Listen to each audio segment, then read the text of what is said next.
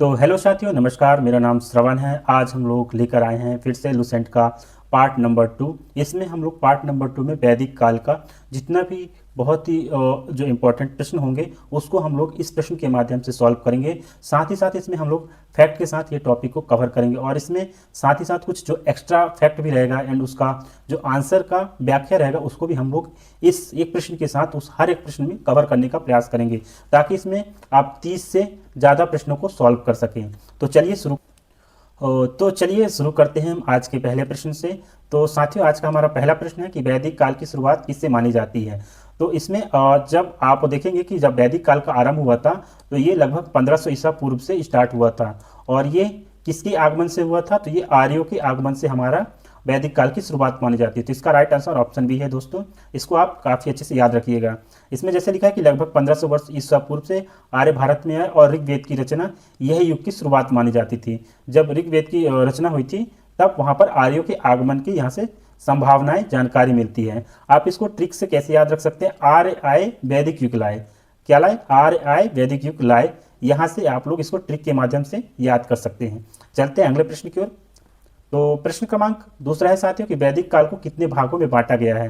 तो जैसे option A है 2, ऑप्शन बी है 3, सी है 4, डी है 5। तो इसका राइट आंसर ऑप्शन ए है साथियों। इसको 2 भागों में बांटा गया है। सबसे पहला है कि प्रारंभिक वैदिक काल।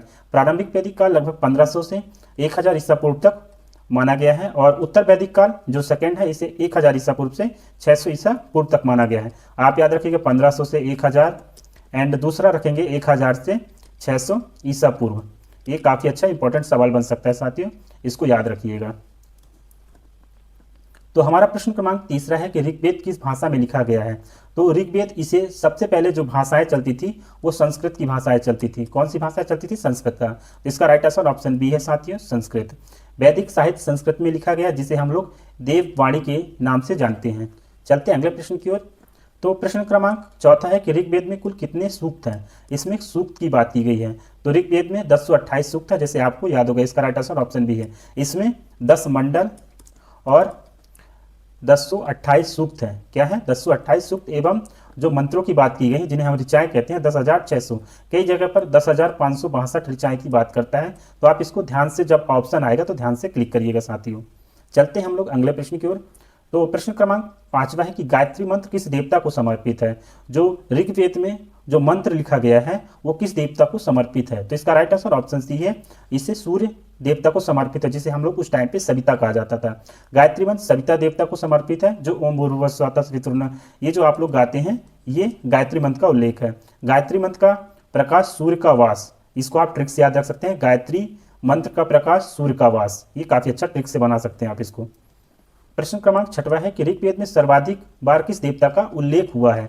यानी जो ऋग्वेदिक काल में है उस टाइम पे एक बहुत ही प्रचलित देवता थे, उसको कहते थे इंद्र। इसका राइट आंसर ऑप्शन बी है। इंद्र को सबसे अधिक बार, यानी कितने बार? 250 बार इनका उल्लेख किया गया है। किसमें? ऋग्वेद के समय पे।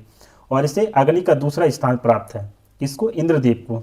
इसको याद रखिएगा साथियों। चलते हैं अगले प्रश्न की ओर। प्रश्न क्रमांक 7वां है कि वैदिक काल में सोम का क्या अर्थ होता था। सोम, उस टाइम पे सोम एक ऐसा पदार्थ होता था जिसे पिया जा सकता था, और पौधा भी होता था, देवता भी होता था। इसका राइट आंसर ऑप्शन डी है। यानी इसे सोम को देवता, पौधा और पेय, इसे तीनों रूप में पूजित था। यानी सोम 3 रूप का मेल है। इसको आप ट्रिक याद सकते हैं। सोम क्या है? 3 रूपों का मेल है। चलते हैं अगले प्रश्न की ओर। प्रश्न क्रमांक 8वां है साथियों कि वैदिक काल के लोग प्रमुख व्यवसाय क्या था। यानी जो वैदिक काल के लोग थे उनका प्रमुख व्यवसाय क्या हुआ करता था। तो आप इसका राइट आंसर आप बताइए क्या हो सकता है। तो जैसे उस टाइम पे ये लोग सबसे ज्यादा किस पे डिपेंड करते थे? कृषि पर निर्भर करते थे। इसका राइट आंसर ऑप्शन सी है। आर्य लोग मुख्यतः पशुपालक थे। जो गौ को धन संपत्ति का ये लोग क्या मानते थे? प्रतीक माना करते थे। इसको आप याद रखिएगा। गौ उस टाइम पे इनकी सबसे बड़ी संपत्ति हुआ करती थी, इसलिए इसको प्रतीक का दर्जा दिया गया था ना। चलते हैं अगले प्रश्न की ओर। तो प्रश्न क्रमांक 9 है साथियों कि गौ शब्द वैदिक काल में किसके लिए प्रयुक्त होता था। जो गौ शब्द होता था उस टाइम पे, गौ शब्द को बहुत ही पवित्र शब्द माना जाता था, क्योंकि उस टाइम पे ये क्या थी, उनके टाइम की ये थी धन संपत्ति, इसको माना जाता था। तो इसको आप लोग याद रखिएगा। उसको गौ यानी गाय को कहा गया था। इसका राइट आंसर ऑप्शन ए है साथियों, याद रखिएगा। गौ का अर्थ होता था गाय, जो मुख्यतः यह धन संपत्ति का क्या मानते थे? लोग प्रतीक मानते थे। चलते हैं अगले प्रश्न की ओर। तो प्रश्न क्रमांक 10 है साथियों कि वैदिक काल की सबसे छोटी इकाई कौन सी थी। यहाँ पर क्या पूछा है, वैदिक काल की सबसे छोटी इकाई। प्रश्न थोड़ा ध्यान से पढ़ेंगे साथियों, नहीं तो आप लोग इसमें कंफ्यूज होकर आप लोग गलत आंसर लगा सकते हैं। तो उस टाइम पे इन पे क्या व्यवस्थाएं बनी थी कि सबसे पहले कौन आएगा, सबसे बड़ा अधिकारी कौन होगा। तो उस टाइम पे सबसे छोटी इकाई उनकी क्या थी, कुल थी। इसका राइट आंसर ऑप्शन बी साथियों, याद रखिएगा। और सबसे बड़ा कौन सा होता था, यहाँ पे राष्ट्र होता था। यहाँ पर आप देख सकते हैं जैसे कुल, फिर कुल के नीचे ग्राम, विश्व, जन और राष्ट्र, ऐसे मिलकर ये लोग बनते थे। सबसे नीचे कुल हुआ करता था, फिर ग्राम आता था, ग्राम के बाद विश्व आता था, विश्व से मिलके क्या बनता था, जन बनता था, जन से मिलके क्या किसका निर्माण होता था, राष्ट्र का। ये आप इसको अच्छे से याद रखिएगा साथियों, है ना। इसका जैसे हम लोग ट्रिक से बात करें, कुल, ग्राम, विश्व, जन, राष्ट्र, ऐसा आप लोग वर्ड से बना सकते हैं। प्रश्न क्रमांक 11 साथियों कि वैदिक काल में राजा का चयन कैसे होता था। जो वैदिक काल में थे, राजा का चुनाव कैसे होता था, यानी उसको चुनते कैसे थे।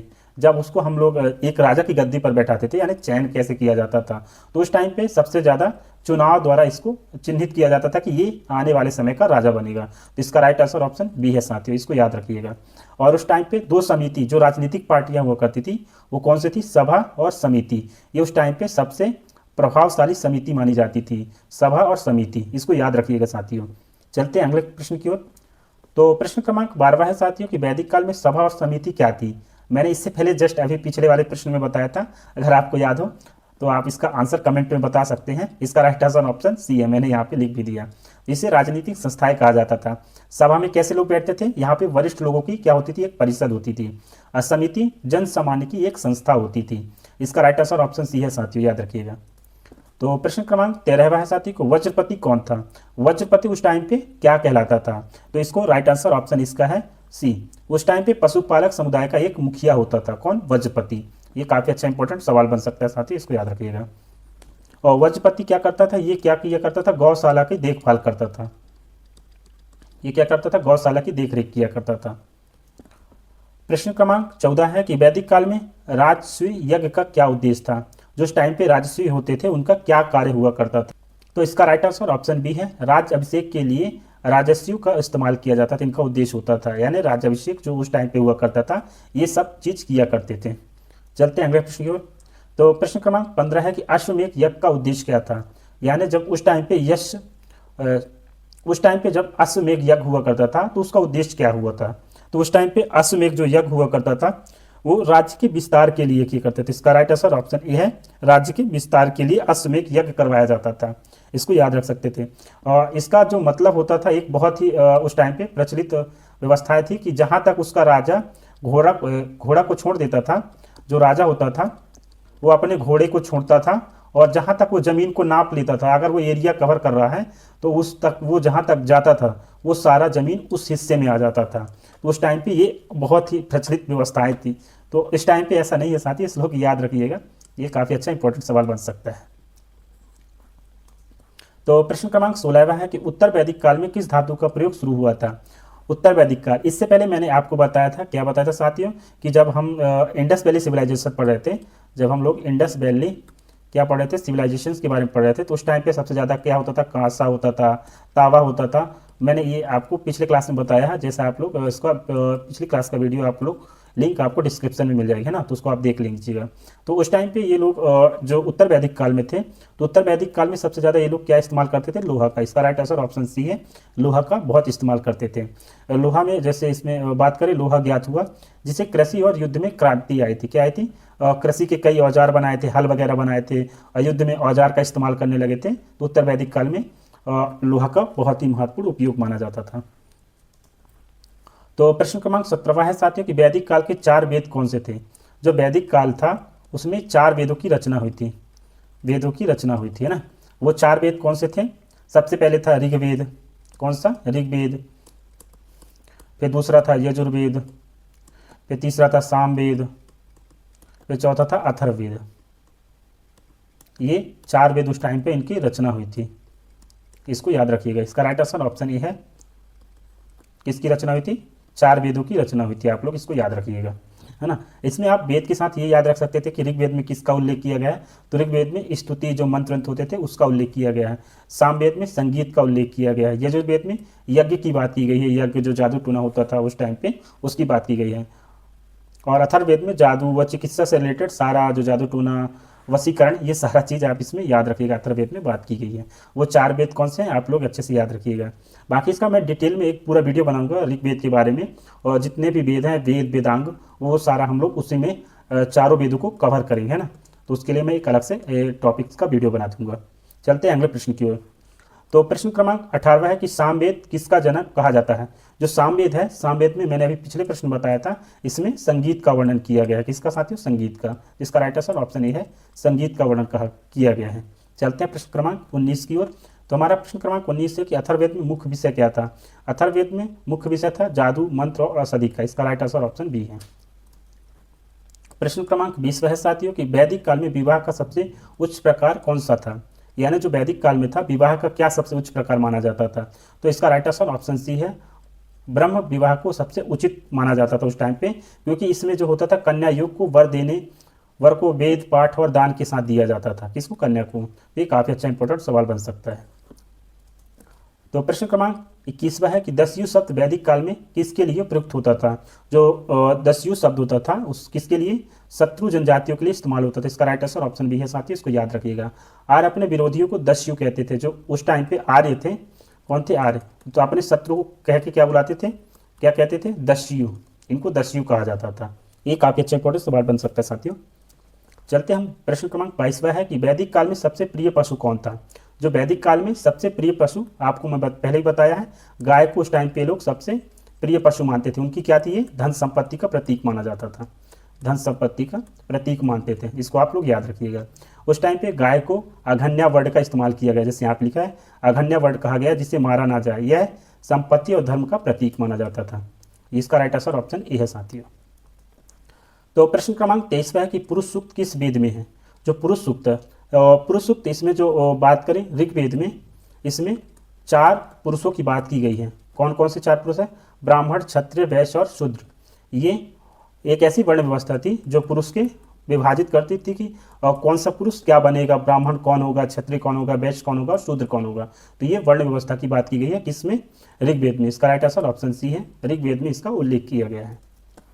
प्रश्न क्रमांक 24 है कि वैदिक काल में निष्क क्या कहलाता है। निष्क वर्ड का इसमें मतलब पूछा है। निष्क क्या कहलाता है? निष्क, उस टाइम पे निष्क शब्द का सोने का आभूषण होता था उसको। तो इसका राइट आंसर ऑप्शन बी है साथियों।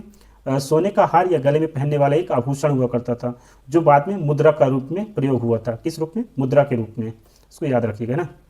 चलते हैं प्रश्न क्रमांक 25 है, वैदिक काल में ऋतु शब्द का अर्थ क्या था। जो वैदिक काल था उस टाइम पे ऋतु शब्द का क्या मतलब होता था।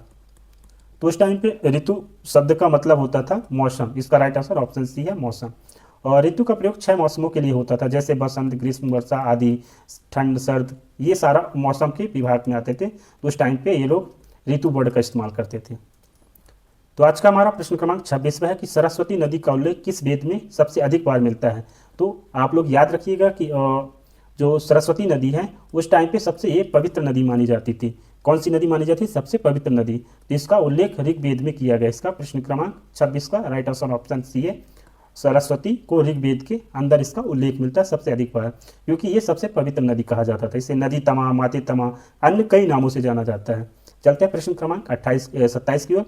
वैदिक काल में किस देवी को मृत्यु की देवी कहा गया है। ये बहुत अच्छा सवाल बन सकता है साथियों, वैदिक काल से रिलेटेड है। इसमें ये लोग 2 भाई बहन होते थे। कौन होते थे? 2 भाई बहनें होते थे। 2 भाई एवं बहनें होते थे, जिन्हें एक मृत्यु की देवी एंड मृत्यु का देवता कहा जाता था। तो ये इसमें 2 भाई बहन कौन थे? एक यम था, जिन्हें मृत्यु का देवता कहा जाता था, और यमी को क्या कहा जाता था? मृत्यु की देवी कहा जाता था। तो इसका राइट आंसर ऑप्शन सी है इसमें, क्योंकि मृत्यु की देवी का बात कर रहा है। इसका राइट आंसर ऑप्शन बी है, यमी। चलते हैं अगले प्रश्न की ओर। तो प्रश्न क्रमांक 28 है साथी कि वैदिक काल में शिक्षा कहाँ दी जाती थी। जो वैदिक काल था उस टाइम पे शिक्षाएं कहाँ दी जाती थी। इसका राइट आंसर ऑप्शन क्या है? बी। उस टाइम पे गुरुकुलों में सबसे अधिक निःशुल्क शिक्षाएं दी जाती थी। उस टाइम पे 4 आश्रम हुआ करते थे। तो प्रमुख आश्रम क्या था? ब्रह्मचर्य। यहाँ पर क्या दिया जाता था? निःशुल्क शिक्षाएं दी जाती थी, है ना। निःशुल्क शिक्षाएं दी जाती थी, इसको याद रखिएगा। प्रश्न क्रमांक 29 है कि उषा की देवी किसको कहा गया है। जो उषा की देवी होती थी उसको मतलब क्या कहा गया है। तो उस टाइम पे यानी वैदिक काल में इसको क्या कहा गया। तो इसका राइट आंसर ऑप्शन बी है, उसे सुबह यानी प्रभात कहा गया है, यानी भोर की देवी कहा जाता था। सूर्य की किरणों का ये प्रतीक माना जाता है। तो आज का हमारा प्रश्न क्रमांक 30 है कि वैदिक काल का प्रमुख ग्रंथ कौन सा है। तो इसका राइट आंसर ऑप्शन सी है, इसे वेद कहा गया है। ठीक है, वेद का अर्थ होता था ज्ञान, इन्हें श्रुति कहा गया क्योंकि इन्हें सुना गया है, लिखा नहीं गया है। ये काफ़ी अच्छा सवाल बन सकता है। इसमें कुछ एक्स्ट्रा फैक्ट की बात करें साथियों, तो जैसे सरस्वती, सिंधु, वितास्ता, विपाशा, शतुद्री, परुष्णी, अस्कनी, वैदिक और इसी क्षेत्र में बसे थे। तो यहाँ पर कैसी व्यवस्थाएं थी, ये जो सरस्वती के अन्य नाम थे, है ना, यहाँ पर वैदिक काल इसी क्षेत्र में बसा हुआ करते थे। वैदिक समाज में जो पितृसत्तात्मक थी, क्या थी, वैदिक समाज कैसा था, पितृसत्तात्मक था। ऋग्वेद में सरस्वती नदियों की सरस्वती कहा गया, जो सबसे पूजनीय यानी पवित्र नदी माना गया है। दोस्तों आशा करता हूँ कि आपको ये 30 MCQs बहुत ही अच्छा लगा होगा। थोड़ा सा आपको क्विक जस्ट रिवीजन करवा देते हैं एक्स्ट्रा फैक्ट के साथ, है ना साथियों। तो जैसे वैदिक साहित्य, इसमें 4 वेद, ब्राह्मण, अरणायक और उपनिषद का उल्लेख किया गया है। 4 आश्रम की बात कौन से हैं, सबसे पहला था ब्रह्मचर्य।